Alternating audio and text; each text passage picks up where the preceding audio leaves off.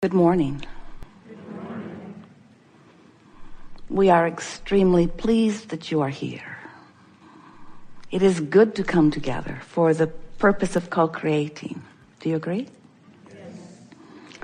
You are knowing what you are wanting. You are knowing why you are here. Not just here, but here. You like being the creator of your own reality. Do you? You like mixing it up with one another, coming to greater and greater clarity about what you want, who you are. You like defining who you are. We like it when you define who you are, because in your defining who you are, you're actually defining much more than that. You are leading edge creators. And since we are all in this together, what you become, we become, yes? Have you ever felt negative emotion? Yes. Really? You know what that is? That's you having experienced something, usually a lot of somethings, that causes you to become more than you were before you experienced it. And then the negative emotion is you, in that moment, not being up to speed with what life caused you to become. And some of you have been hearing us say these kinds of things to you in a variety of ways for a long time, haven't you? You've been around a while, many of you. And today, we want to help you to understand it more clearly than ever before.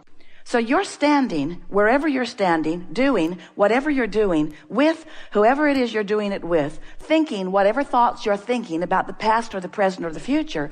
And as you are doing that, you are offering a vibration that we are forevermore going to call your grid. It's your point of attraction. This is what I got going on right now. So the question is, what I got going on right now, is it a match to what's in my vortex? If it is, I'm flying high and feeling good.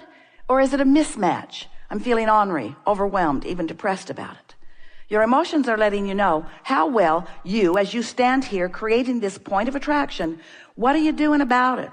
Are you a match to what you want? Are you on your journey to where you want to be? Or are you stalled out because you've got resistant thoughts that have got you in a tug of war that is preventing you from having what you want, you see? And so now you have decided consciously that you're going to do your best as best you can. No perfect records are ever required. To create a grid that allows more and more, hear this, of what's in the vortex to flow to you. So just like it was really fun when you were looking into your yard and thinking about what you wanted, and you drove down the street and you saw your neighbor's yard, and it inspired you to want to do something more, that was the grid filling in. And just like you saw it and then you felt inspired one Saturday morning to get up and drag somebody who didn't want to go with you over to gather up the things, and you took them back, you made a few trips, because the more you looked, the more you found, the more you found, the more you wanted, and you brought all that home, and then you spent the afternoon planting it and the satisfaction that you felt. So that was grid filling in, grid filling in, grid filling in. But you had your hands already in it. In other words, that was grid filling in, and you in many ways sort of filling it in. It's easy to take action to fill that grid in. But you've gotten carried away in believing that it is the action that fills it in. And we want to help you to understand that it is not the action that is filling your grid in. It's the mindset. It's the attitude. It's the mood. It's the way you feel. It's what you've been doing with your thoughts. We want you to know that by preparing your grid, by going as general as you need to go to feel good, that you will raise the frequency of where you stand higher and higher and higher and higher and higher, until it will mesh with the frequency of what's in your vortex, what's already been assembled, all of those cooperative components assembled vibrationally. And now they will begin to flow into your experience. We want you to salivate at the idea of molding that clay. That's the clay we want you to think of molding just for a while. Hold off in going to the nursery and getting the flowers. Hold off in doing the action things. Hold off just a little bit and try to achieve more satisfaction in molding the vibrational clay. When you wake up, if you're ornery, go back to bed, really. Meditate if you can. Quiet your mind. Do something that pleases you.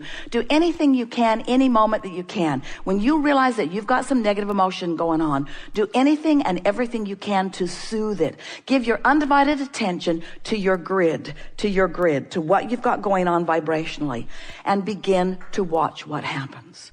As you begin to move through your day, seas will part. Now, most of you are not trying to move out into the ocean, and so maybe that's not the best analogy.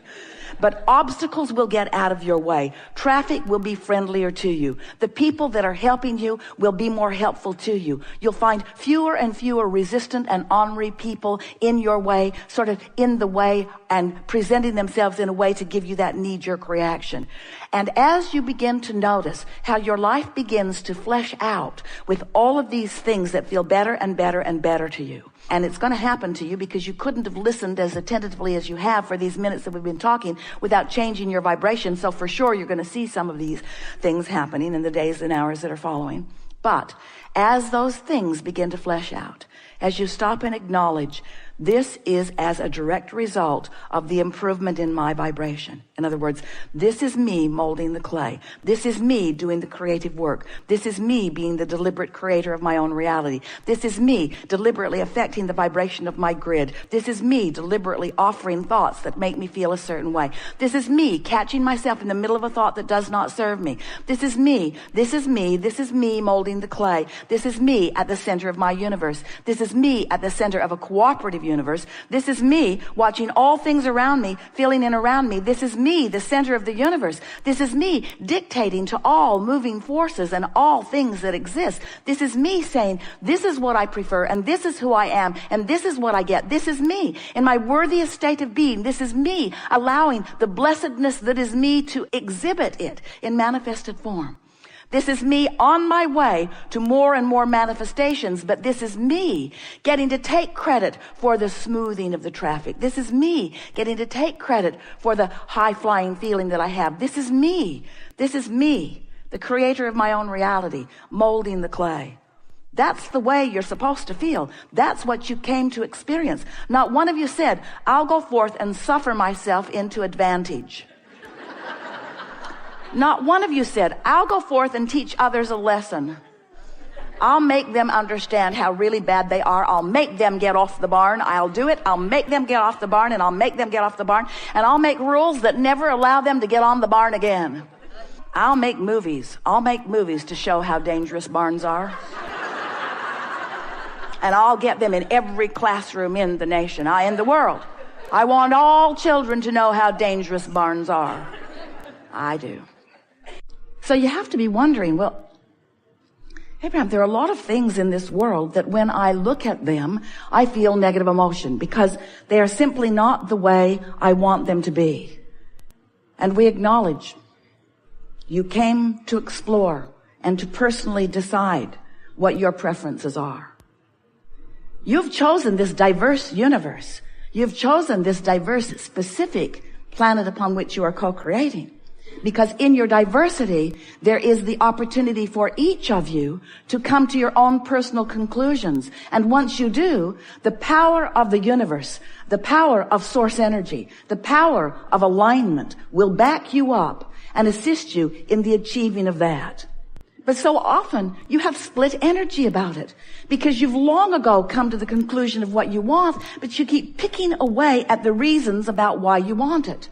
I want it because that isn't good, and I want it because that isn't fair, and I want it because that doesn't feel good, and I want it because I don't like that.